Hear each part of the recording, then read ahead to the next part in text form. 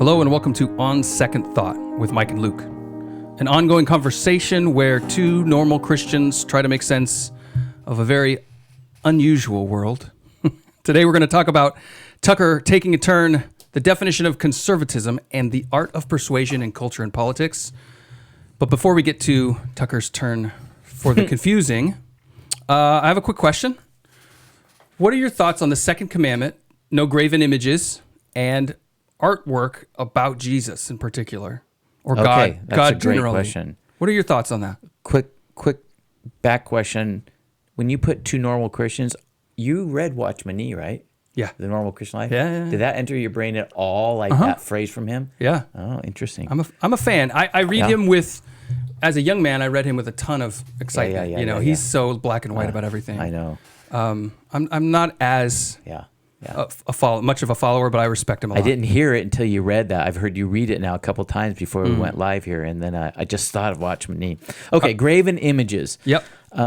Okay, so what's interesting, I think about it, so you probably have thoughts too, and mine are going to be much more from a lifetime of reading the Puritans and whatnot, but this was a huge issue in Reformation theology and whatnot, having to do with could you make images of God, and in particular images of Jesus. And there was a segment of the church that said no, and that included pictures of Jesus. And I see it going on now, conversations I see people having about The Chosen, which is this massive popular TV series about Jesus. Yeah. Not just that they're reading into the scriptures and adding so much richness, but also conjecture. Well, but the idea of just putting Jesus on screen, okay, is that so a sin? Elizabeth Elliot defended it in this way, saying, when you put a human person, you put a person who is fallen like you. Mm-hmm. Jesus was not fallen. Yeah. And now, so I think that's a decent point, but I think it misses a different point. And so I think the argument is an acute one. And the different point is that God chose to make an image of himself, and it was Jesus. Now, the truth is, we don't know what he looks like.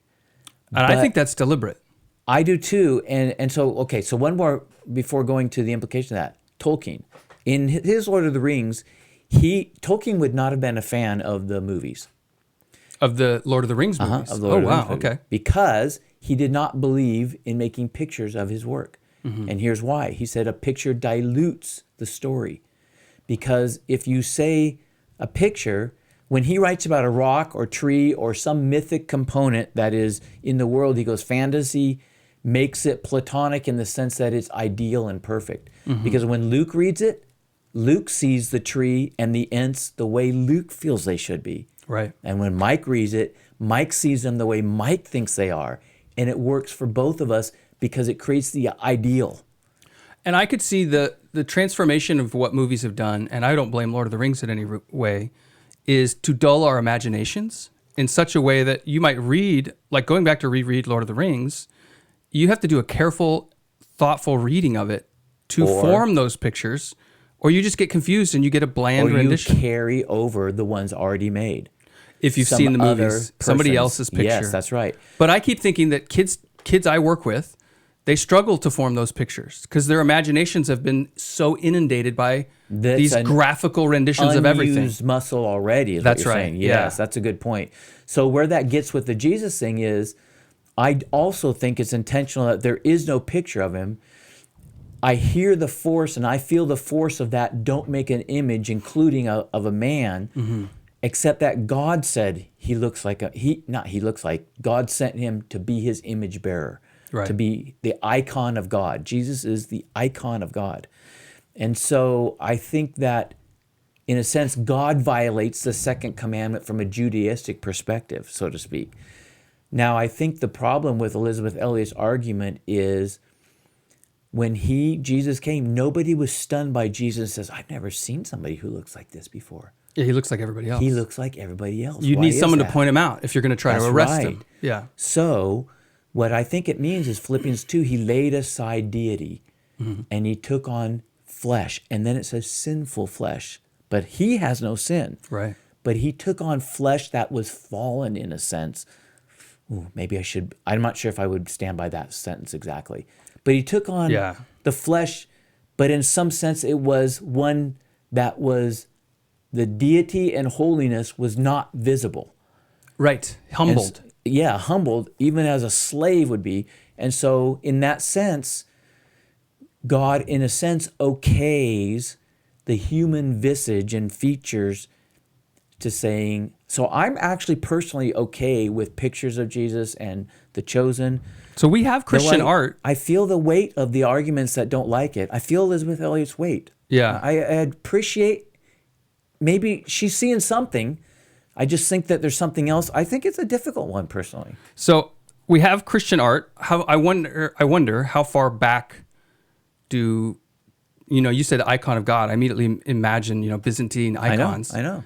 But when did Christians begin to form these pictures of Jesus? Was it immediately? Was it centuries later? I don't know. I'd be curious and that's about another that. good point, because think of it this way. We're talking Elizabeth Elliot's argument, and I have high regard for Elizabeth Elliot, and the Puritans that had the same argument, was that it's diluting and damaging you because now you have a lesser image. The problem with that argument is, well, did it dilute and damage Peter, James, and John? Right. Did it dilute and damage Paul? And on some level, with respect to Jesus, a lesser image was the point. Yeah. Because it is a humble place that he's taking. That's exactly right. The other side of it, though, I think of, the white Jesus controversy. There's this iconic, I don't know where it comes from. In my experience, the only people I've ever seen who really appreciate or even pray toward it, maybe, are Southern or Black families with a connection to the South. So I don't know why it's such a root in the South, but I remember having a conversation with a mixed race African American kid, explaining to him Jesus wasn't white, and it never crossed his mind. He was 16 years old. No one had ever even thought to tell him that. It is intriguing from that angle of things to realize that a Jewish individual has a wide range of potential skin color. And really we have don't stereotypes about what Jews look like today that 2,000 years ago, I'm sure were different as well. We just don't know. I remember high school English class, and we were learning about how to write an interview, right? If you were reading a magazine that had done a long form interview with someone, part of that, they would describe the person. They described their look and what they wore that day. You'd feel like you were there talking to them as you read it. 19th century literature. Well, no, the thing I remember is reading like a GQ magazine interviewing a Hollywood actor, right? Okay. And they're going to talk about his look and his face and his stubble and his square jaw. Yeah. And so then Roman I nose. was sitting in that English class, and I distinctly remember a high schooler thinking, why don't I know what Jesus looked like? 4 people set out to write about him, and nobody mentions it. Yeah. And it reminded me, or it connected to me, this idea that a lot of Christians through history have argued, what does it look like when you're full of the Holy Spirit? Are you going to fall down, right? Are you going to laugh or cry or do these things that some people criticize and other people look for or even require? Yeah. What does it sound like when you speak in tongues? Yeah. A language, but there's a lot to that. And so it made me think, I drew the conclusion myself that the same reason they don't describe Jesus' look is why they don't describe the Holy Spirit's look.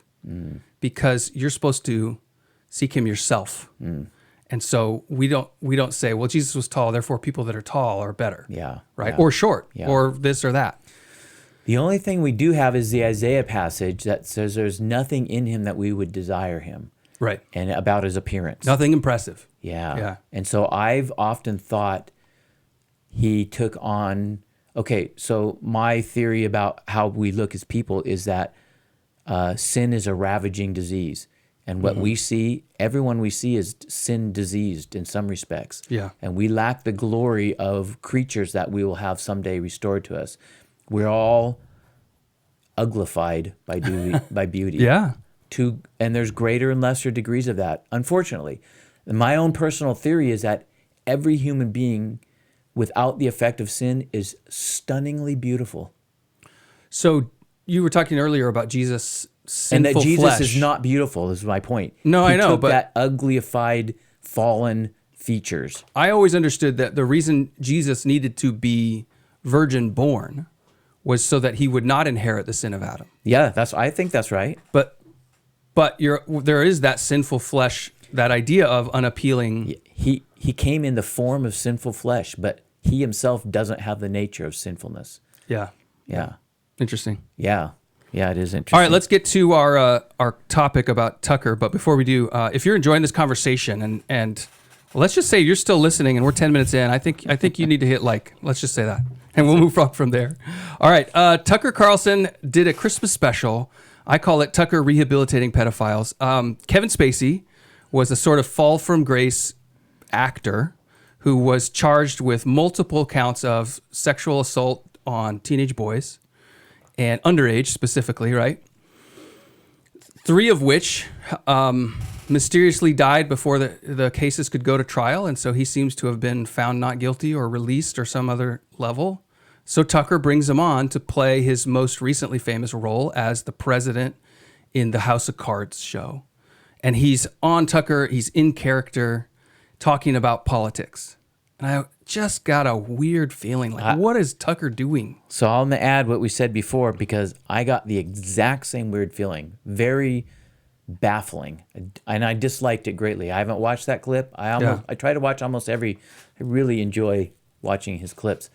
Not that one, and I don't want to. I refuse to watch House of Cards. I heard it was tremendous. I think he was an exceptional actor, but when that all came out, I just thought, I'm never going to watch a thing from him again. It's so disgusting. Yeah. Even though... Angering. Well, so part of what I think is... he was not found guilty. Yeah. It's a part of an honest conversation to say that, but that doesn't mean you can't think... 3 people died before they could get to trial. OJ wasn't found guilty either. Yeah. And nobody has a problem saying, and he himself, yeah. What if I did? But the problem I have, and I think this speaks to that divide we were talking about last time between what is conservatism really about? And we'll get to this actually later. Yeah. In the sense of, is there this Christian traditional ideal that we're pursuing, in which case someone like Kevin Spacey is not part of our movement? Like he's just out. Or is it... We're trying to go back to the 80s here, people, and in the 80s, this guy would be okay with. We'd be okay with him. Do you know what I'm saying? Mm-hmm. I don't understand, and Tucker sort of I feel like Tucker's trying to play both sides. See, that's interesting that you say that, because you're saying it stronger than I felt at the time. But I had a sliver of a similar thought in rehabilitation. What is he doing here? Is he trying to bring back somebody? Well, because he had just had that Alex Jones interview, right? Which I thought was phenomenal. And there's clear lies about Alex Jones. Yes, exactly. As crazy as he is, so and he that's is your crazy. Word, rehabilitation there. It is. And I think Tucker's taken it on to do that. So the other side of this right. too. You're right. That's what it was. The weird guy who claimed that he had sex with Obama in the long time ago, and he's missing teeth and talking about doing drugs. It feels a little bit like that, except way more serious. That it's Kevin Spacey. It's not some kind of comical. We're going to talk about Obama's background and whether his birth certificate. That all feels like mockery almost. Yeah. This doesn't. It feels like a more deliberate we are in complete intent. Agreement that something weird seems to be. I just don't know what it is. Right. It's disturbing though. Yeah. I feel you're being disturbed by it, and you will gravitate towards more provocative words in that. But I feel the same exact thing, even if I wouldn't go use the words you use. I am feeling the exact same energy. I watched a couple minutes of it. Yeah. And I couldn't get into it. It was like he was in character, and I kept waiting for the character part to be over and them to talk, but it never happened. And I checked, and no, it never did. People's comments, I didn't finish it. Ooh. But did you look at comments? Yeah. What did people say? People were all over the map. Some people said, "Oh, it's this it's 3D chess." They're talking about he's predicting what's going on, and that maybe all this stuff is a play. Because part of what he was talking about is politics is theater, and you can't take it. But why not interview Spacey as the individual? Well, because he was trying to comment about presidential politics, but he's using Spacey to do it. It doesn't. It's so weird. It is weird. And he's doing the whole shtick as a character in the show where he would turn to camera and talk. He was doing that. Yeah. So what do you think it means? I mean, I rehabilitating pedophiles, you said. Yeah. I think I know you enough. I'm not going to take that all the way, even though I think you have something there. But really, is that the only thought you have? That's what it is? It's the thought to me that Trump represents a conservatives saying we'll put up with an amoral view of the world if we can get representation that we just couldn't get with anyone else. That's really what the bargain we made with Trump is. You're a cad, you're a philanderer, but you're also fighting for us. That's true. And so we'll make this deal that we can't be a member of our church, you know? If you're not going to be the leader of anything. Politics is the art of compromise. It's a compromise. But what we're bringing in then with him, or what he seems to be bringing in, and I think of Tucker as working, Tucker's following Trump into the UFC event a couple weeks back. I saw that, yeah. I think what Tucker's doing at this point, anything with respect to presidential politics, is at the behest or part of the team who represent Trump. So I think of that as part of that. That's interesting. I probably don't think that as much. I think he's allied, but not at the behest. I would make that distinction. So, well, and I don't know how hands-on Trump is with strategy, but I think there's a group of people who definitely, they watch each other and support each other in Trump's side, as you would expect. I think, remember Tucker, he had that statement he said once, I got more involved in 2020 than I ever had in anything, and I regretted it because it really wasn't me. I like asking curious questions of people. Yeah. And I like it in that realm, but I'm not really a get involved in the process person.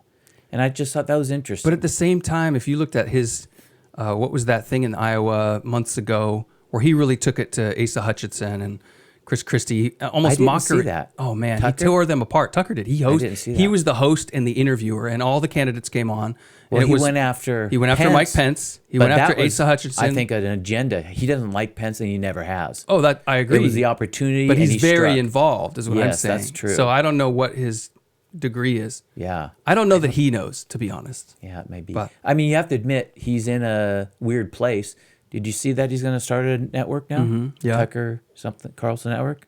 TCN, maybe? I don't know. But I mean, is it going to be on TV? Is he trying to get into... I think it's supposed to be on TV, but he's going to have to do his own TV, and I think he's going to be running it and have other shows. Or will it just be on X like he's been doing with a new name? It's successful on X. It's, been successful. He's not struggling. No. Yeah. All right, you had a thing about requirement for being president. Oh, I just wanted, I read recently an article, and I don't really know what to think about it, but it made the point that the Constitution makes a requirement for a president and vice president. Yeah. So like Arnold Schwarzenegger, for example, he cannot legally be the president. He was born in Because he's not a naturalized citizen. He's not a natural born citizen. Right. And there's two kinds of citizens. There's a natural born, and then is it naturalized? I think you're right. Yeah. Right. You have to go through naturalization. And the Congress and senators and Supreme Court, you can be naturalized or natural born, but the Constitution says for president and vice president, it narrows it down to natural born. Which what that means is your parents have to have been citizens of the U.S. when you were born. Right. Nikki Haley's were not. Oh, interesting. Neither was Kamala Harris's. And she's vice president. Yeah. And why has no one pushed on it? I didn't even know about that. Right. I knew that she had a mixed heritage with the Caribbean, but I didn't even know about that until the Nikki Haley issue came up. So part of what I think is a lot of people have interpreted that to mean you have to be born in the United States. I know. There's a smidgen of debate on and because I remember when Ted Cruz was running for president, people said, you can't be president because he was born in Canada. And he said, but I never went through naturalization. Both my parents were citizens. They just lived in Canada at the time of my birth. I think that's what, if you remember, the Kamala Harris thing was about that. I think they muddied the water in answering to make it like the Ted Cruz thing. Just because my parents were I was in Caribbean. You're when racist I was born if you don't want me to be president. But I didn't even know at the time that her parents weren't citizens. And now it's coming out in terms of, well, Nikki Haley's parents were not. She is technically not qualified to be president by the Constitution. But did she have to go through naturalization? Here's the trick. Birthright citizenship is part of that whole question. It is. And it's not in the Constitution. I don't know how it got started. The article I read said that the first form, natural born citizen, is clear, but naturalized citizen and birth citizen has become an issue later. And so that muddies the previously clear issue. Yeah. And so that's what the dilemma is how much should that be overtaken and drawn into the first. And the article I was reading said that the framers knew that distinction quite well. And it was because that's why they only put it to the executive branch in the two positions. They left open the other ones. It just says citizen. It doesn't distinguish what kind. whereas the language distinguishes what kind for the executive branch. And so this article said it's clear as day. But of course, But it's all academic until somebody sues and tries to actually make it's academic if Kamala Harris skirted around it and no one said a darn word. Well, if Biden steps down or dies in the next year, but it's to vice president would somebody also. immediately start fight it and get her out? But how could they? They let her in as VP, but the language applies to VP as well. Yeah, but if you sue and take it to the Supreme Court, it hasn't been decided, so it can always be. That's true. It can always be fought. I think the on second thought in my mind is when I read it, I was intrigued by it, and I asked myself what intrigues me, and it's this. I think it's a further clarity that the application of the law we've lost it. We've lost it. To do what it says, right? No matter what, and no matter who, it says this, you can't do it. I'm sorry, Kamala. I'm sorry, DNC. You guys can't do her. Well, and here's sorry. Here's the part I see in it, and I think this is probably why Republicans have avoided it, right? And that is that you're implying in that these non-white people aren't real Americans. I know. That's exactly, right? I think, why too. And so they don't want to touch that. Yep. Even though it could, Arnold Schwarzenegger is in the same boat. I don't know if you remember, we lived in California at the time, and they were floating the idea, which probably was generated by his camp, but should we amend the Constitution, right? Because he was, for the first season of popular California governor, Reagan. Yeah, Reagan. Right. Yeah, everybody's talking Reagan. Yeah. Yeah, so. But California now and California in the 80s are quite a bit different. Yeah. All right, so we've been going around for a while about what is conservatism. In fact, from one of our earliest episodes, and my claim, or my way of thinking about it, I think is a better way, is that conservatism is conserving a traditional, maybe Christian or deistic, right, as we've talked about the founders' perspective, way of life. And so conserving, like you would be a conservative investor or a conservative way of dressing, that it's about saying, well, this is safe, this is the way it's always been done, we should keep doing it that way. But you sort of had a different thought, and you had explored an article about what conservatism Well, I saw really this is. article, and it made me think of those conversations, and so that's why I highlighted it. I don't know what I think about this guy. I've heard of Russell Kirk a bit, but I've not done much reading in him. But I was intrigued by what the author was saying that Kirk's approach was, because he thinks it speaks to neoconservatism today, that there's been a veer towards globalism, and that's not really what conservatism is about. And I put it on here not so much to disagree with you. I have not been persuaded by how you think of conservatism, because I don't feel like it reflects my thoughts, but I don't really, I've been on a process of thinking, what are my thoughts? Right. What, And when I read this, he said some interesting things. I'm not sure if I agree or disagree, but I thought they were worthy of mentioning. So he says here that his main point, and then he fleshes out, was he notes that Kirk understood conservatism to be a disposition of character rather than a collection of political doctrines. It is the rejection of ideology rather than the exercise of it. And I just thought, oh, that's very interesting. I don't know if I agree or disagree, but it... So does that make it really practical? I was trying to think of, okay, if you're rejecting ideology, you just want what works? Well, I don't know. That's a good question. Well, here's his three things that he said, illustrations of it being character rather than ideology. Because I don't think it would be if it works. Yeah. But there may be something like that. But he says the three things are this. Let's see. First is this. The conservative finds himself in a realm of mystery and wonder. I think that just thinks of how he approaches the world. Yeah. Where duty, discipline, and sacrifice are required. That is what is necessary in life. Which I like that. I remember Rush used to ask and try to say what conservatism is. And that sounds very Christian. It does. I Duty, agree. discipline, sacrifice. It's also very honor culture based. That's right. And that's why it would appeal from our larger discussion that we keep touching on here and there. But it is Christian, but it's also, in a sense, theistic, too. It doesn't have to rise all the way up. But Rush used to talk about just... being a hard worker. And conservatives just leave me to be, give the minimum that makes it work, and so I can pursue the happiness to whatever degree I think I want. And that's that kind of rugged individualism. It's like the independent. Yes. Yeah. Yeah. Leave me alone, I would agree, is a very strong sense of what we think of as conservative, Republican, whatever. But it doesn't, it's not described in the word conserve. No. Leave me alone. It's not Let me an do my thing. etymology. But that's where I find it interesting, because that's more about libertarianism, or not libertarian, the philosophy, but I understand. The liberty is the focus, right? Yeah. So I kind of resonated with that first idea, and so I thought that's interesting. The second one he says is, accepts that the cosmos is governed by a transcendent moral order. Mm-hmm. And this article says, that loving one another and whatnot. And somewhere else, it might not have been in that paragraph, but he talks about the Christian. He doesn't say Christian theism, but the character of the Christian deity, and which was interesting. I don't know what I think about that, because I've advocated for more of a theistic thing. Now, actually, can I ask a clarifying question on that? Yeah. A lot of people will talk about Judeo-Christian. Yeah. Which the difference I would take is the difference between Judeo-Christian and theism is simply that we're excluding Mormons or Hindus or Buddhists. We're saying Judeo-Christian, biblical, maybe not exclusively Jesus, but the foundation of God's morality. I think that's right. And that's where I don't know if I am appropriate in what I'm thinking when I say theism, because you're saying basically that Mormonism, in a sense, branches off out of theism.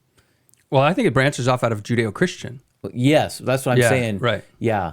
But Islam doesn't. I know, that's what I was just going to say. Islam, where does that meet with Islam? Because in a sense, here's the impossibility, and this is a weakness in my argument, okay? Okay. The impossibility is to look back as if you don't have the eyes that you have today. We have Jesus' eyes. Okay. It's impossible. You work hard at it when you go to the Old Testament to take yourself out of Jesus' eyes and put yourself there to understand. But why would you? Well, because you want to understand the context in which what were they thinking when they wrote. So you want to think like the people who were reading Moses' writings. That's right. So you can understand what he was trying to say. Yeah, and then I don't think you stop there. I have a commentary set on the Psalms, and he intentionally, 3 volumes, no Jesus in it at all, because he says, I'm just wanting to write what they meant. So how do you wrestle with that? I don't like it. When Jesus says, it's all about me back then. I know, so I disagree. But I do think it's the right starting point. Okay. You go back to hear what they would have said, but now I'm not there.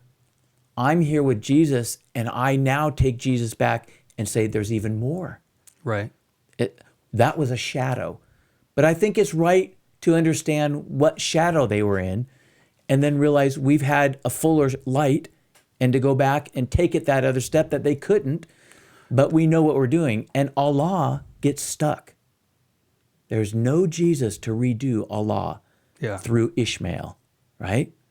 Yeah, sure. Or Edom, or whatever, however you want to take that. No, I'm with you. And so theism itself would include Allah, but it's my theism, when I say the word, I'm saying a Jesus-defined theism. Yeah, not meaning to. It's a weakness in my argument. Well, the hard part with Islam is that we often think, it goes all the way back to Abraham, when in fact it's the 6th century AD. That's true. Do you know what I'm saying? And that is a very true point. And so they in their narrative take it way, way back, but in reality it's not way, way back. You know what? Not only is that a true point, but that could lead to some insight. They have a Muhammad-infused view of God through Ishmael. Well, and the trick that I think about is Joseph Smith, as far as I know, and I've never looked deeply into Mormonism, he's, for the most part, he's reinterpreting the New Testament. What Muhammad did is went all the way back and said, actually, the whole story needs to get readjusted to our way of thinking. Which is why I would argue they are no longer Judeo-Christian. Does that make sense? Because they went to the foundation of Genesis and said, we're actually from there going out. That's a good way to say it, Judeo-Christian. And they left the original Judeo that became Judeo-Christian. Right. They're now really Judeo-Muhammad. In a funny way. In a funny way. And what that ends up doing, don't tell them. when you push it back, the Judeo part gets really differently defined then. And so they almost are side by side, Ishmael and Isaac, but they're no longer the same. Right. Because the Muhammad has changed it and the Jesus has changed And it. if there are any Muslims listening, we do understand that the Quran claims to have the correct understanding of the Old Testament and that it's been corrupted. It'd be interesting. I've been sort of watching, I think his name is Sam Shamoon, who has conversations. He's a evangelist in many times argues with Muslims and shows the contradictions and the ways that the Quran supports what the Bible teaches. It's really interesting. But well, this second point here, though, a transcendent moral order. Everything we've said about Allah and Jesus and those things, I think was really helpful to me, and I think a good commentary. But you know what? The argument holds true because Muslims are conservative people. Yeah, but you wouldn't want an America run by Sharia law. I understand. Okay, but if it was Jewish law versus Christian, you could live through that. But I'm just saying they tend to be conservative. They're conservative in ways that we would find very uncomfortable, right? Yeah. Uncomfortable, probably a light word. Okay, the third point that you said, though, a disposition of character and a rejection of ideology. The third point is the rejection of ideology is principally opposed to the double threat of an earthly paradise and centralized power, which motivate totalitarian impulses. Wait, say that again. Earthly paradise? Yeah, that's leftism.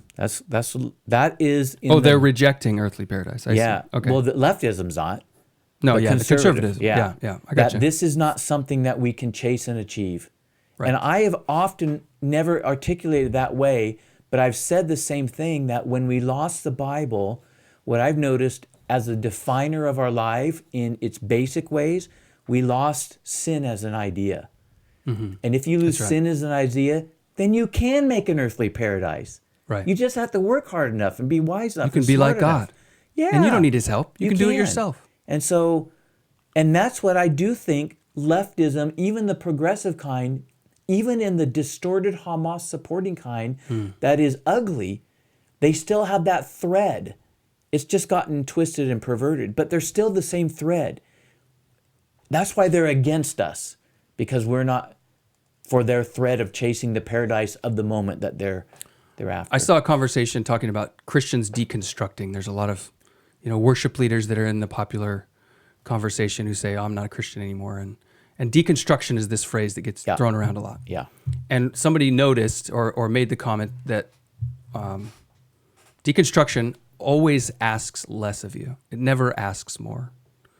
It's the high demand, it's the high requirement of faith in God that they're saying that's too much. Yeah. Now, I agree with that. What I find interesting is when you do that, so if you remove the moral demands that you find troublesome, because they never remove all of them, just the ones they don't like, right? A couple here and there, usually around sex. What you then exchange it for is this massive burden to fix everything that's wrong with the world.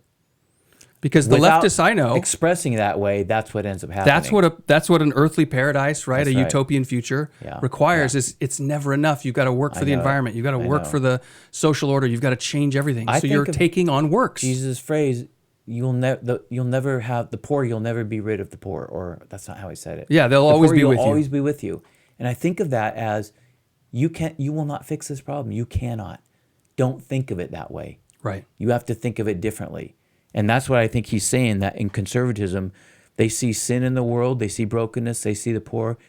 You still should do good, but we can't make an Eden. We can't make a paradise. And I think I agree with that. I definitely do. One of the things I notice in here, so I would describe what he's saying as like a practical, independent philosophy. That's what a lot of the conservatism is he's describing.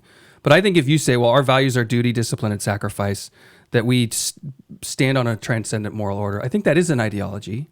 It's not. I know. I was wondering about that same thing. It's not a Cracker Jack box. It's He not calls something it you can a explain disposition to a of character 12-year-old. and not an ideology, and yet those are ideas. But this is a word or a conversation I've seen thrown around with Jordan Peterson and Sam Harris and these other guys, where they say we reject ideology, and then they describe an ideology. I know. But what they're really saying is there are these oversimplified, everything wrong with the world is outside of you and you're perfect the way you are. Those sorts of, like, a radicalized 12-year-old can tell you a hero story and a villain, and everything that they see is that problem. That kind of ideology, that super simplified earthly paradise. I think of it like systematic theology. So my world has been, and I liked systematic theology when I was younger. I haven't rejected it, but I don't enjoy it, and I don't gravitate towards it. I gravitate towards biblical themes that I'm committed to, even when they run into each other and I don't understand how to make them fit. Yeah. The need of systematics for me in early life, if I had a square peg, I would never have admitted doing this, but I was rounding the edges to make it fit. Yeah. Now I'm much more comfortable to say, I think they fit. I'm not giving up on systematics, but I'm not going to push them.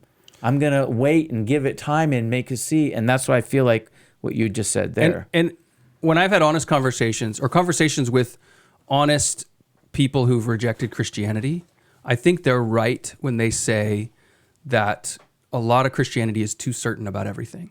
I think there's That some truth in that. we are the Christians who have the right answer to every question. Yeah, yeah. What I do see It's almost a manic need to have the right answer.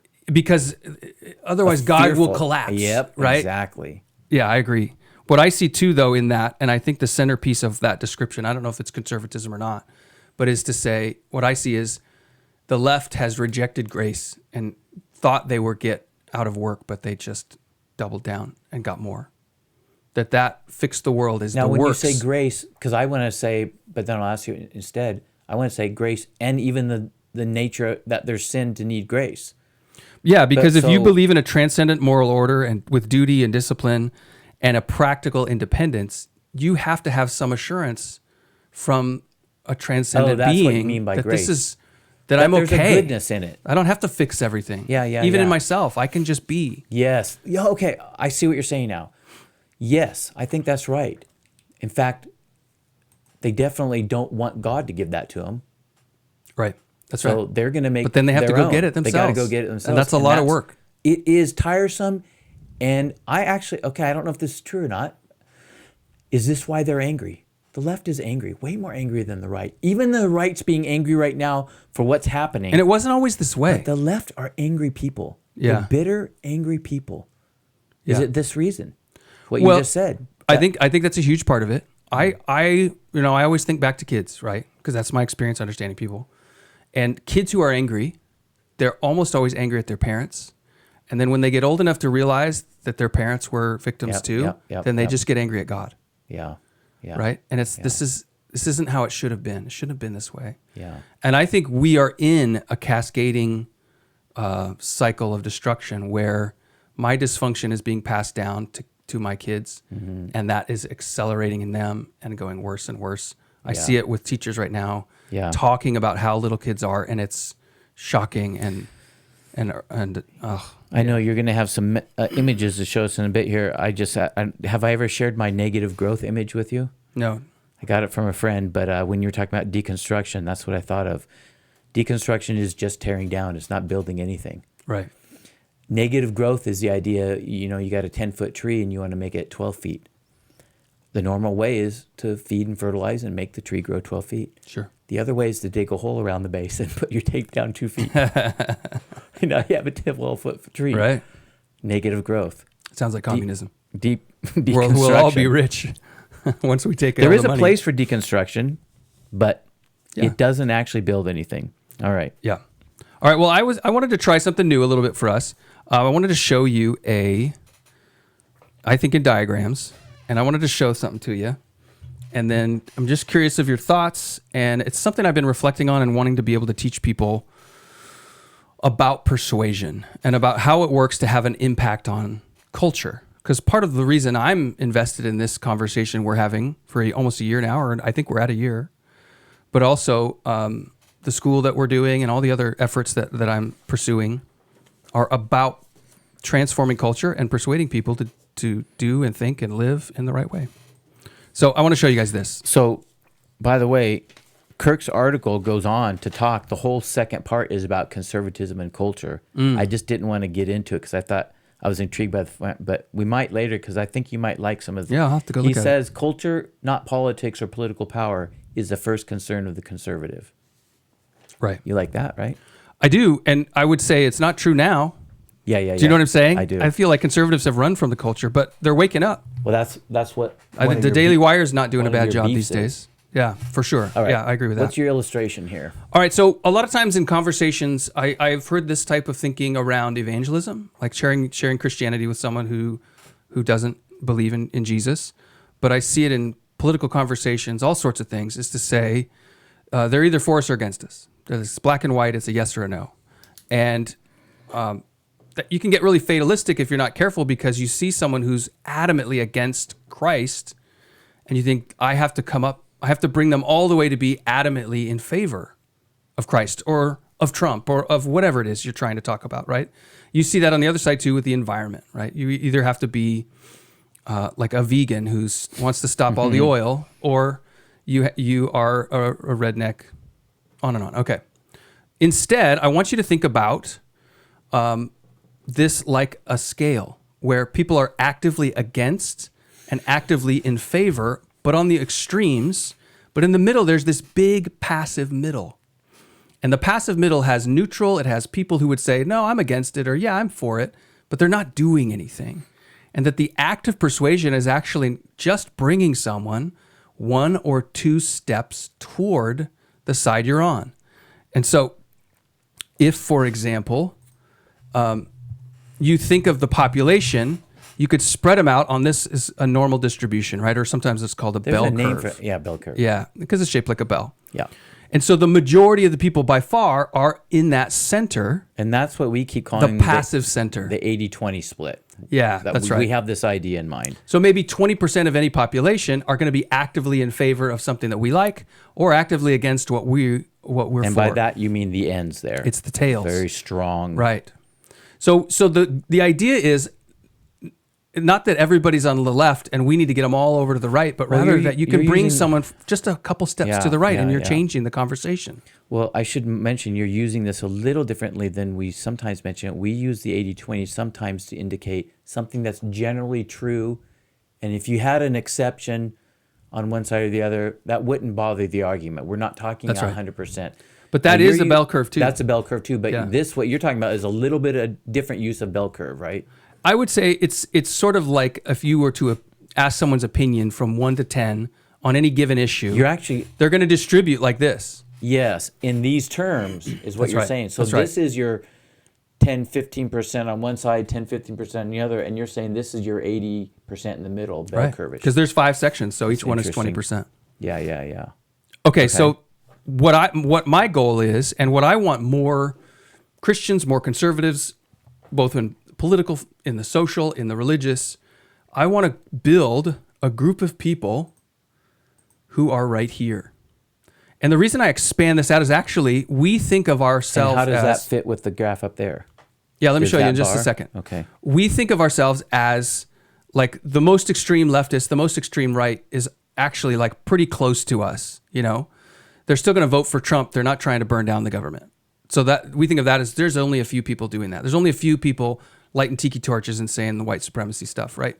And those are the fringes. But even then, we think of them as just the edge of the bell curve, when in fact, the depths of darkness can actually go really far.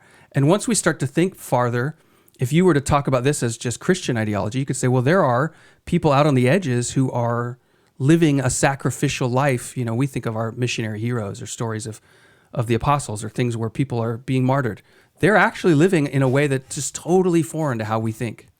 And so they're not only on this far side here actively in favor of our way of thinking, they're actually on the fringes of it to a degree that would put them way out on this number line.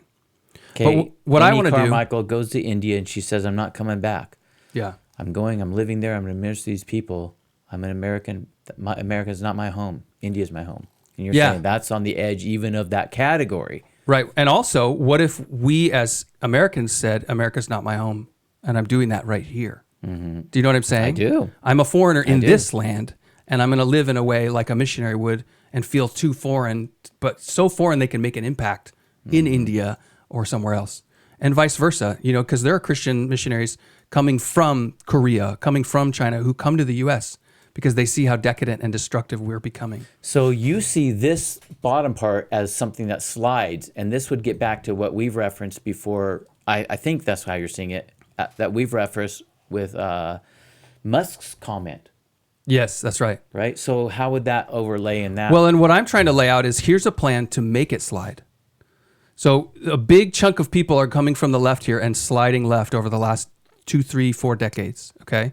And people in the middle who say, I just want to be normal, they slide with them.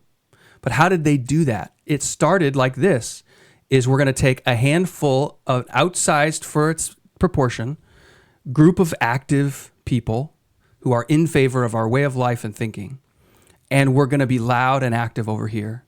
And then the people who are near it say, oh, I want to be normal to this group.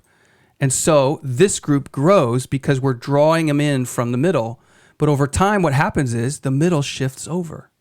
Okay, so when you said the word loud and active, Yeah. are you committed to that word intentionally? Because that word, does your idea depend upon those words explicitly? Because when you say that loud and Yeah. active, you sound like the tactic over here, and this, then we're in the conversation that we keep disagreeing on. Well, so like evangelists. Evangelists are loud and active. Yeah. It doesn't mean they're not aggressive or like hostile. The people at New York in the dropping the ball in support of Hamas trying to stop the parade last night. Yeah, no. Well, they're loud and active for their thing. Yeah. I think it's the same thing as cancel culture. But do you mean loud and active equivalently, or do you mean because would you say evangelists are supposed to be loud and active like that, or loud and active gets redefined by? I think we'll always be evangelism and using their spirit. godly means.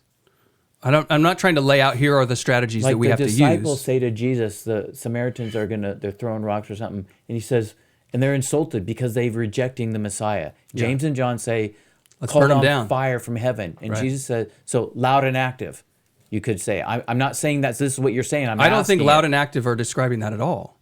That's Well- aggressive and violent. And the left is aggressive and violent. Antifa and BLM, Right. loud and active, meaning that. I see that passage as James and John do a similar thing, and Jesus says, you don't know what spirit you're of.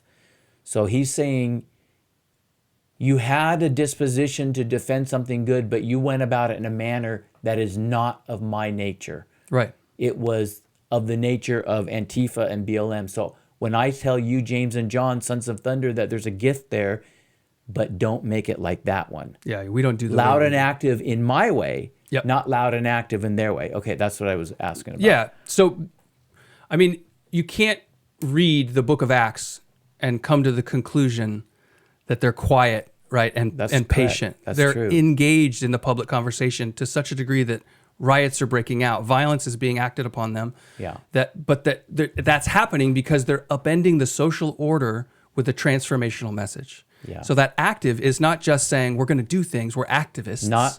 But it's saying we're taking action that transforms. And when you make that transformation and this thing shifts to the right, voting changes, right? Not because we all went door to door and said, you should vote this way, although people will.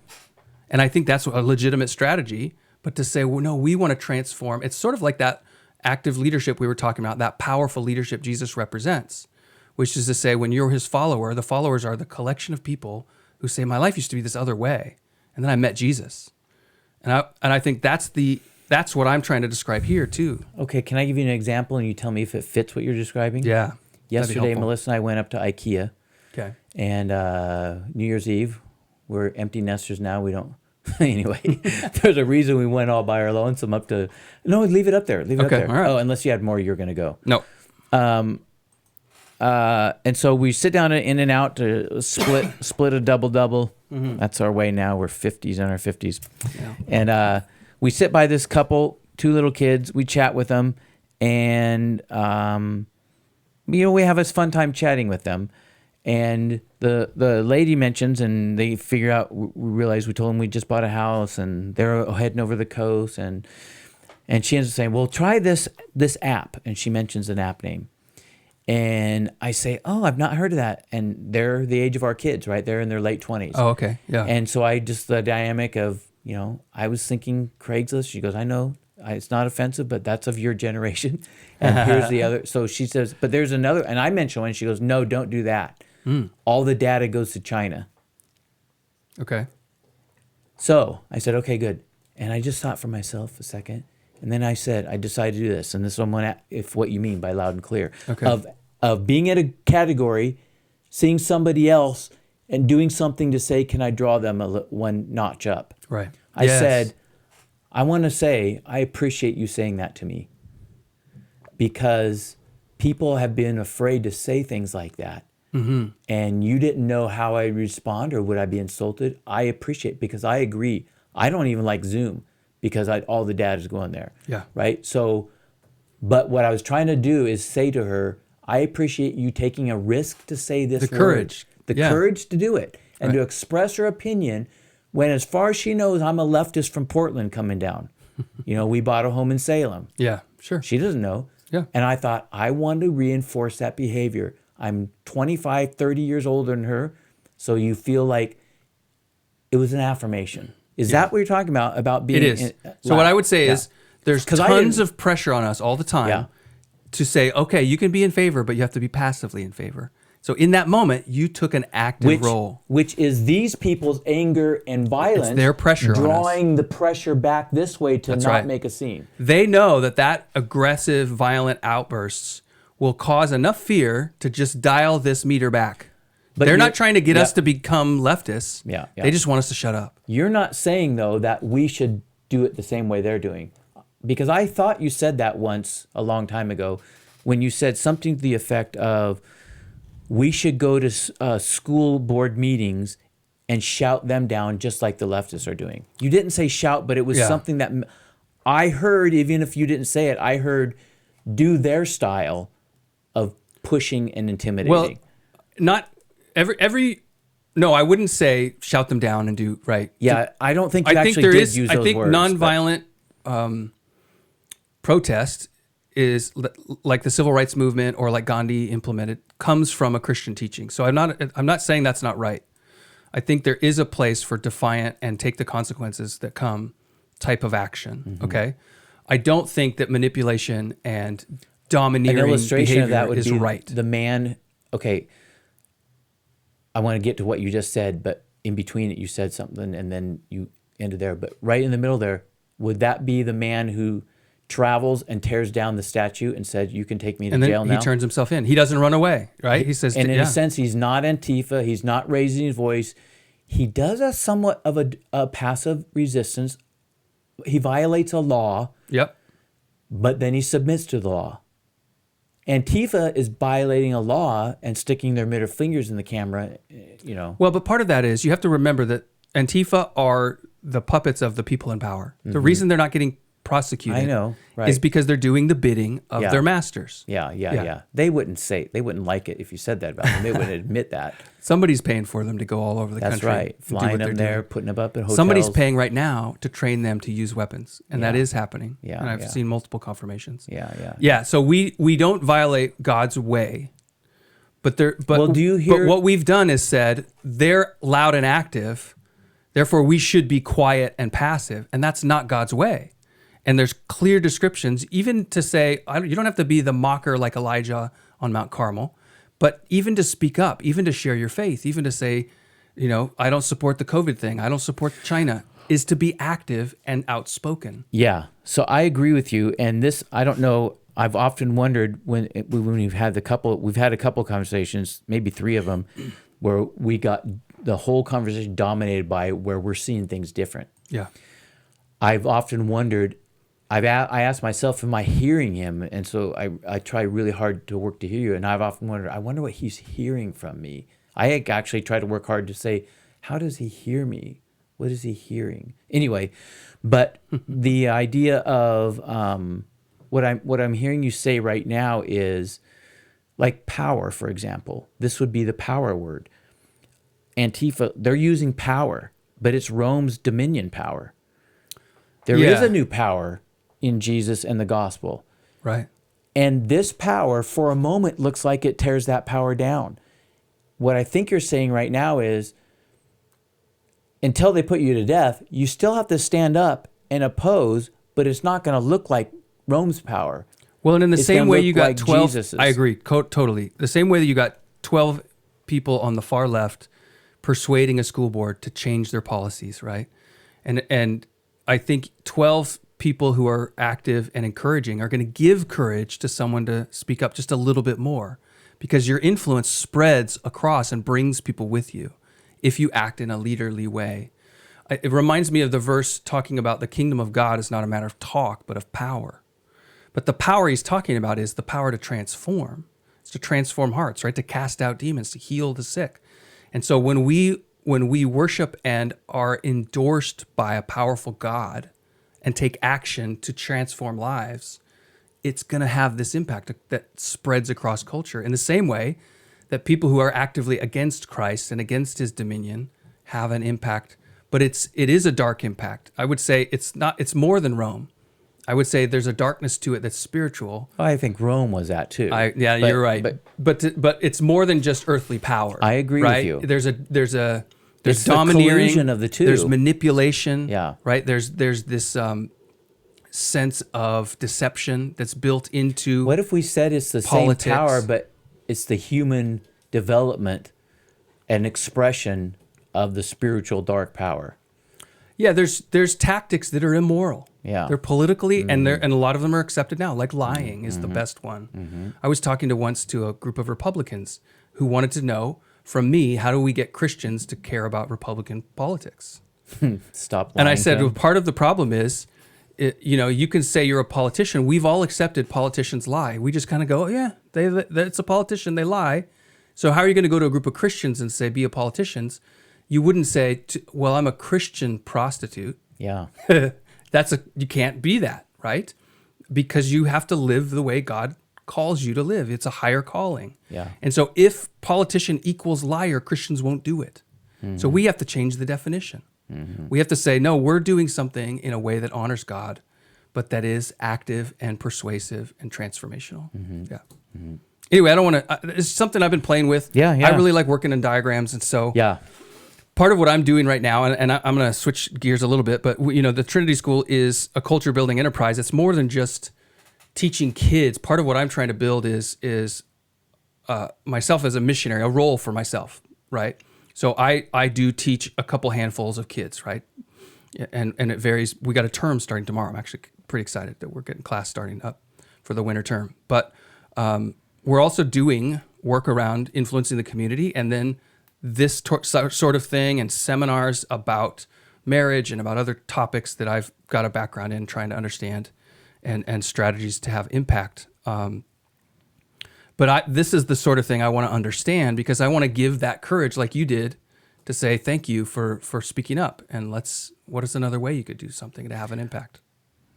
So if you want to learn more about the Trinity School or what we're doing, go to gracestaton.com/Trinity School. All right.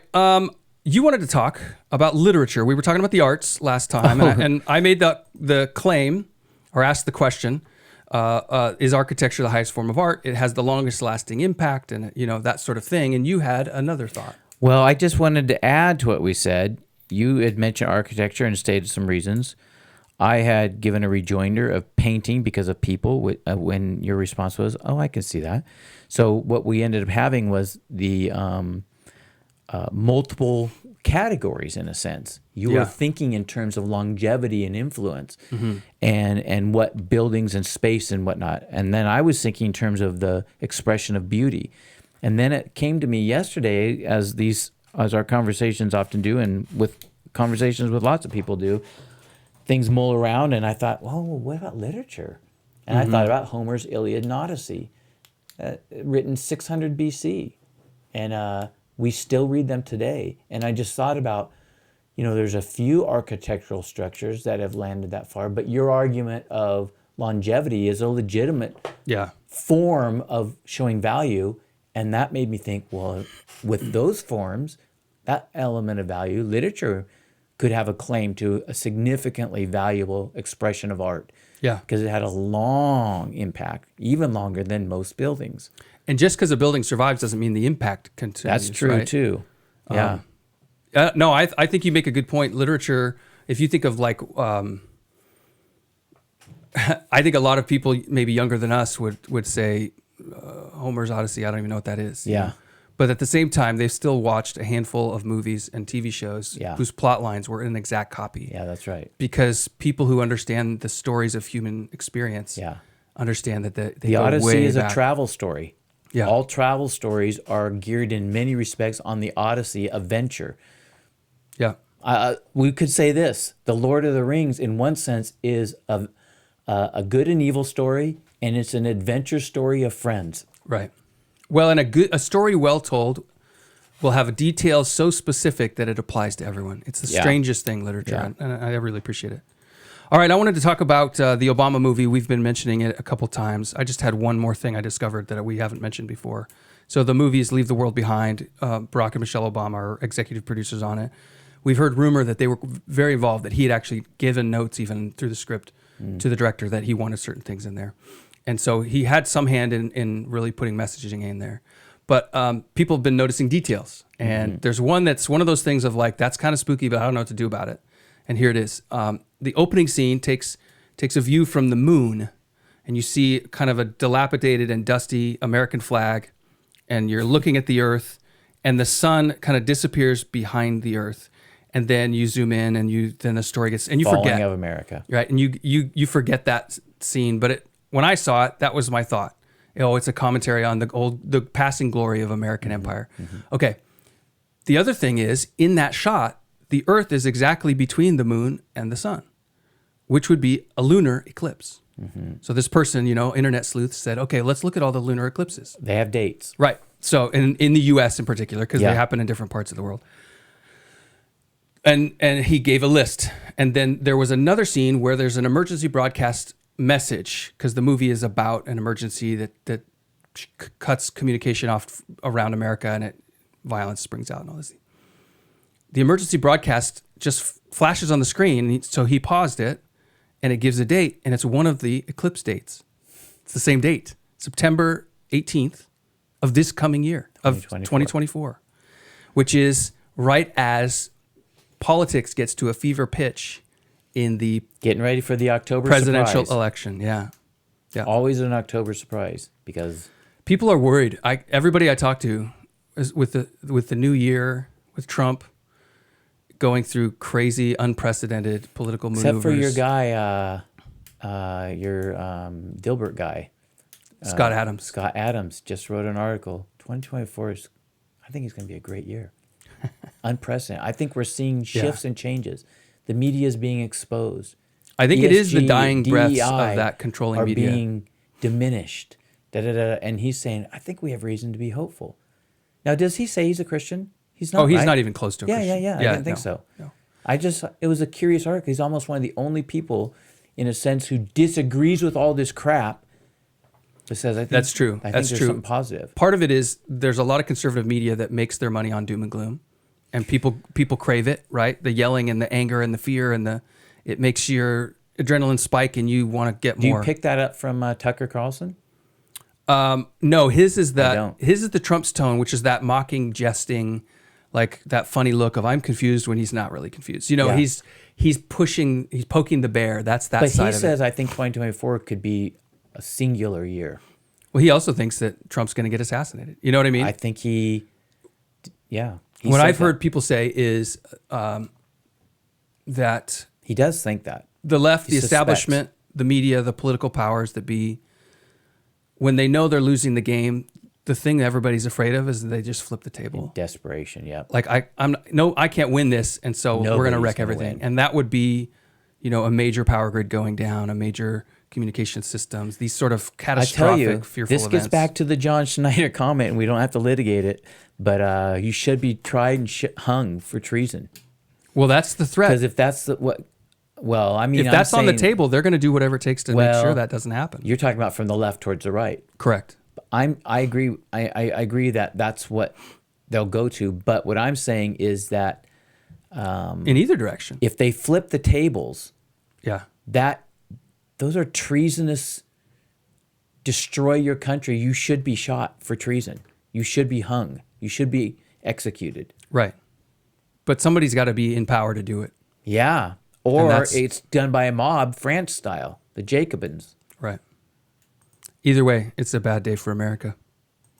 Except for Psalm 2. Talk me, Why remind do the people about nations Psalm 2. rage and the peoples plot in vain? The kings of the earth lift up their voices against the Lord and against the anointed. Now, I know, I don't know, I always pause there and you always say the Lord laughs at them, scorns them and mocks them. And it's true. That's what the next verse say. Yeah. That's the best it's part. It's also the Jewish way of expressing it, and it's not the way today. But I think what the meaning is, they will not get away with it. That's right. That's what I think. Even in the Jewish terminology, it means it's said in a way that reflected the life of the time. It wouldn't be expressed that way, I think, if Scripture were being written. So you think it's today. unchristian to pray an imprecatory psalm of No, not breaking the teeth of my necessarily, enemies? But I think a Jesus view back at that has additional things to say Yeah. than just the imprecatory moment that the Judaistic values were expressing that hadn't yet had the Jesus, because we have to take that the cross was that expression of the great violence of which they're bemoaning the loss and saying it should be avenged. Mm-hmm. And God's vengeance is centered on a cross and a lot of things that swirl around that. So it is that Christianizes our approach to it, but it doesn't and leave it. God's vengeance is centered on the cross as a method for us to receive grace, but there will be a day of judgment. That's right. And the day of the Lord is a fearful that's right. thing. That's exactly right. Yeah. Yeah. I was making a joke with a friend that when things are going terrible in Africa, they just go, oh, yeah, well, that's how it goes. And when things go terrible in America, we think, Jesus must be coming back soon. Because we still think of ourselves as the center of the history. True. But I think the thing with the Obama movie, and I got this same feeling from the Alex Jones thing, is the element, the opportunity, let's call it that. The opportunity to be fearful is rampant. Yeah. And it's not unrealistic. I wonder what the people, when Lenin and Trotsky, did people sense? Did people see? What about even in how badly Germany? it was going to go? It was that there was movement, right? Yeah. And how badly it was going to go. And we do read about things even in Hitler's Germany. The bulk of people didn't, but some did, right? But you never quite know. And so I think about that for 2024. I do think it's a perilous year, but I also find that my heart it wants to be led into fear. And I don't think that's entirely right, even if it's realistic that it could be a devastating year. It's still not the right response to be in fear. Because when you're in fear, insecurity always drives you down toward a struggle for power. And it loses Psalm 2. You get no, Lord, mocking. They're not going to get away with it. Because it looks like they did, Lord. Sorry. Yeah. Our babies just got smashed against the rocks. Right. Yeah. Lenin, Trotsky, they did it, Lord. They murdered the villages. They murdered millions. And the history continues that way. Yeah. But then we begin to be compared to the Jewish response was to the Holocaust in the years following. Where were you, Lord? When the years the Lord didn't hear, the years God didn't. Where were you, God? You know. Yeah. But the Christian response is not called to that. It is called that God has given us Jesus to tell us, I've seen and heard everything. And I suffered too. And I suffered, embrace it, and I will redeem. They won't get away with it. Whether it's in your lifetime or not, I'm not telling you. But you need to believe me, they won't. And you can be cheerful and have hope. You can have your resistance against evil. Right. But you may be thrown into the arena. I was wondering about on your chart there where the arena fit. You know, how far to the extreme do we get before we're in the arena? It's not so much that. It's that because your left side of loud, I'm just using that one word, and I know I was happy with the way you said it. The right side of being loud has a similarity and a difference, basically. Right? Yeah. Saying being loud, but our loud is going to be different because it's a Jesus-infused loud. So it has different characteristics. Those loud people, these ones, throw those into the arenas. Those ones never throw these ones into the arenas. They never, because that's not their power doesn't call them to do that. So how does that whole thing fit when these people throw those ones in? I would play with that a little bit, because I think when justice prevails, those who deserve death, right, after a fair trial, I agree with you. Yep. That they're going to get death. Yep. We're not saying, well, you that. said sorry, you can go. Yeah. And start another revolution somewhere else. Yes, that's correct. But we're not going to, for joy's sake, get our vengeance upon people who are innocent. The way I was thinking about the answer to my own question to you was that in a democratic republic with which we live, we still have the right to say and to speak and to vote. And so my thinking was, as long as we have those rights, we should use them. In Rome, they had some measure of rights. And then there came a day when the power in Rome said, you don't, sorry, we're going to kill you. Yeah. They may do that to us. They haven't yet. So be loud in the Jesus way. Well, they haven't to you and me. To you and me. me. But they've begun doing it. They have begun. That's the censorship and the silencing is real. That's right. Exactly right. But as long as we can, we should try to do your persuasion thing, is what I'm hearing. That's right. As long as there's space to it. No, I would say persuasion to the end. Well, I was just going to say you declare the same thing. truth of the gospel, whether it's legal or illegal. Cranmer is about to be burned at the stake in England, and he says this day will cause a torch to be burned such that England will never forget it. Yeah, that's right. And play the man in the midst of that moment. That's right. And I think that's what the apostles. Goosebumps. Yeah, me too. That's what the apostles spoke when they said, "You decide whether we obey God and man, but as for us, we'll continue to speak in the name of Jesus." Yeah. And that is the hill to die on. It's the best hill. Yeah. All right, I want to do your recommendation, a little bit of listener feedback, and then we'll end with our New Year's words. Okay. My Uh, recommendation today is Dean Koontz as an author. Okay, what is he known for? He's probably written 150 fiction books. I mean, I've heard his name again and again. He's a popular writer. Okay, he didn't write The Notebook, did he? No. That was Nicholas Sparks. So he's not in romance. It's not romance. What's the genre? His genre is, you could call it mystery with a strange mystery. Not horror, not fantasy, not science fiction, but always an element of the strange. He's a Roman Catholic guy. Okay. So it's more accessible than, say, Stephen King, who goes goes from strange into creepy. It's not horror in any way or creepy. It can at times be a little spine-tingling, but every one is a battle of good and evil, and some kind of, maybe paranormal would even be there. That's not the right word, because that's going to freak certain people out.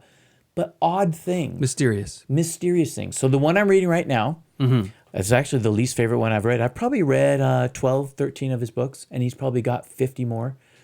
But and he's a Christian guy.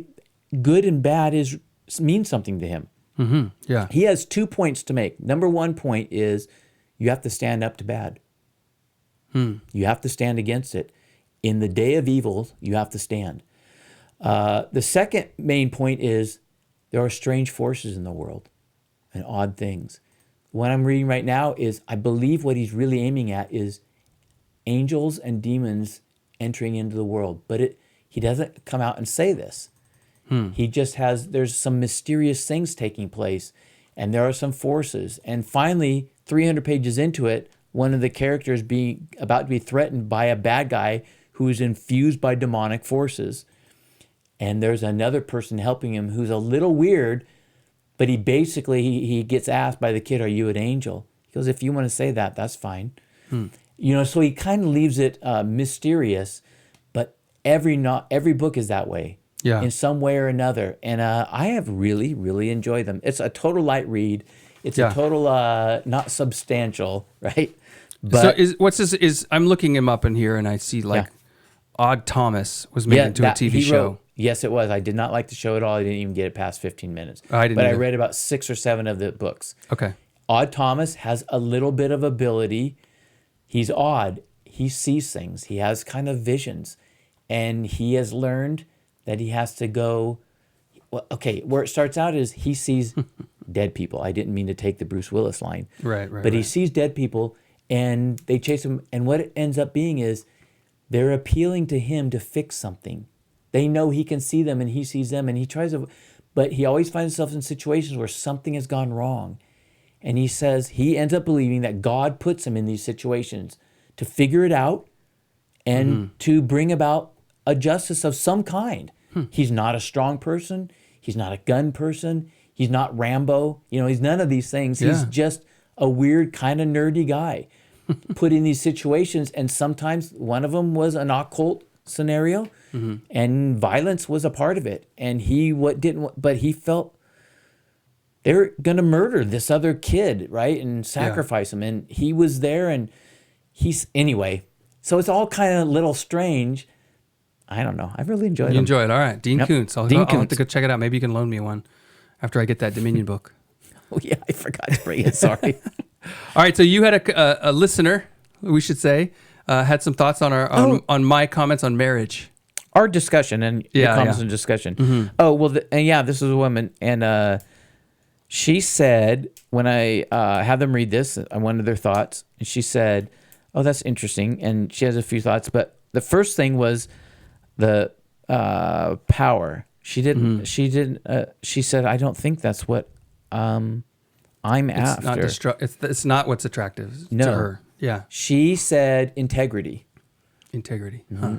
And then she expanded on it, not just being honest, but so it sounds like she's describing admiration, the thing she admires. I know. Which I think is similar. I think it's similar. You make a point on that in there are other good things she'll likely, and so you address that thing, but I don't think admiration is. I think if you say, well, I don't admire someone who is powerful. I admire someone who has integrity, right? I think that's a legitimate thing to say. And then feel attracted towards that, feel drawn towards it. Right. And does that admiration fall into the first category of good man or into the second category of powerful man? So well, I thought you were going to say the first category of inspired feelings of comfort and connection, and you were trying to... Like you feel connection to someone that you admire because that builds trust. Trust is one of the major precursors for romantic feelings. Yes. Yeah, I think that's right. So, but what I think it highlights, and I still end up a little bit of where I was before, I feel like you are masculinizing some feminine elements. And I felt like what she was doing is feminizing those elements and saying, I don't see what he's saying. She knows you and respects you as an individual, but she was then saying her feminized version. Yeah. And then where we get to the rub is, and here's the funny thing. When she read it, your point, P.S., she doesn't understand this, which you and I laughed about. You said it was, she said nothing. She didn't even bring it up. When I tried to talk to her and, you gave space for somebody to say their own thoughts before you let them know what you're thinking. So it doesn't shape theirs. Right. That wasn't a part of her first It didn't response. even catch her. Nope. Yeah, interesting. Right. Then when I brought it and said what I had thought about it, she goes, that's true. But it still didn't bother her that much. Right. It's kind of interesting. One of the things about that is I'm playing with this. There's a perennial studies that go around that what is it that fundamentally attracts men to women and women to men, and it's always for men looks, right? It's long hair and long legs and big boobs and all this stuff. And for women, it's money, and that's that's the lowest common denominator of everybody. And so part of what I'm trying to explore is what is it when it's money? Is it money or is it something more? And that desire for money in someone who isn't seeking out a deeper life, then all you get is the money. Do you know what I mean?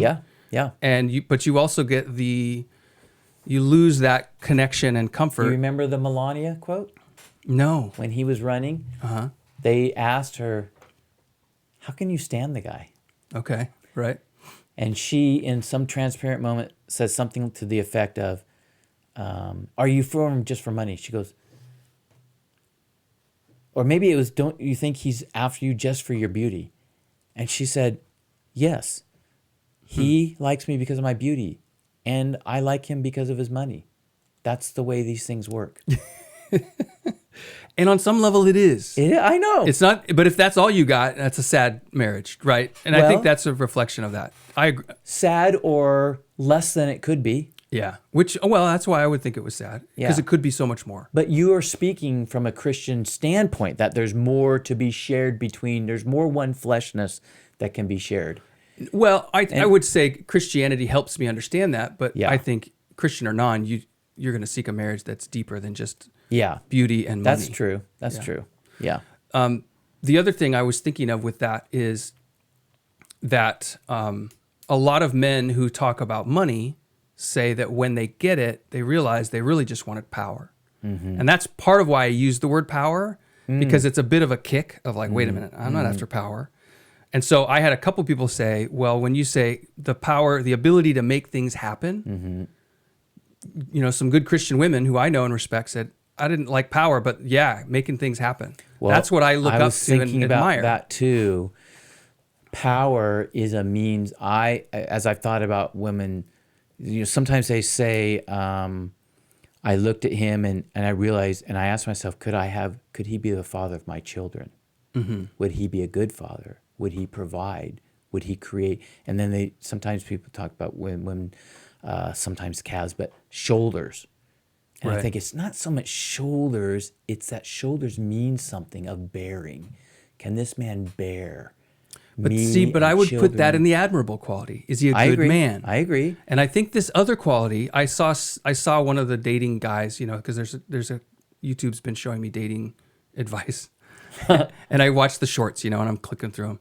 But he was talking about how what a lot of women want is a man who's dangerous and even mean, and then she can stand behind him and be protected by his willingness. That's where I was going. To even be dark, even or with powerful, shoulders. or it's to provide safety and security. Yeah. And he was talking, this commentator would pull up videos of girls confessing that when he was really mean to someone, it made me like him more. That's interesting. And it was because I realized he was powerful. He would protect me. He would put me behind him and I would be okay. So there's a context for fierceness that she could see could be to her benefit. Yeah. And I've heard Jordan Peterson talk about the same thing. Yeah. What he would say is like, what true meekness is, and this is a debate about the Bible, but, right, is to say power under control, that you have the potential. You know, a good man is not someone who could never do evil. A good man is someone who could do evil but doesn't. Yes. Right? That's right. And that's what real goodness is. Jesus isn't pure until he's tempted and he suffers. And in that, he actually obtains the perfection that's built into the potential of all humans. Yeah. All right. It's a new year. It's actually the January first 1. of the year today. You have a peculiar method. It's not one I've taken, but I'm curious about it. Well, lots of people do New Year's resolutions, right? Yeah. I have before, and different things or goals or whatever. But one that's developed for me, and I wanted to ask you if you had a similar or a different, I call them words, New Year's words, words that are for the next season of life. Right. And I ask God for a word to characterize the coming season. A New Year's, end of a year, and the start of the year, I like to reflect. I like to go alone. Do you mean a message or like an actual specific word? I end up wanting a particular word. Okay. And I don't have one yet for this next one. Okay. I thought for a moment it might be the word father, but the word father has to do with some other things in life and a different season and in a different context. And I think it wasn't a word projecting out. It was a word explaining what he's after. So I don't think it's that. I don't know. I've thought about the word hope, but I don't know if hope is the right word. But I don't know. I'm still asking him. Yeah. But I take this time as the time that I expect to lay myself before him with a little bit of a rearview mirror, and a little bit of a looking down the road. It feels like ask, even the weather word? Pushes you to do that. I think it does. Do you know what I mean? Completely. It's darker, it's colder. Well, look at this. You need to Winter sit is the and time think. of death and stillness And sleep.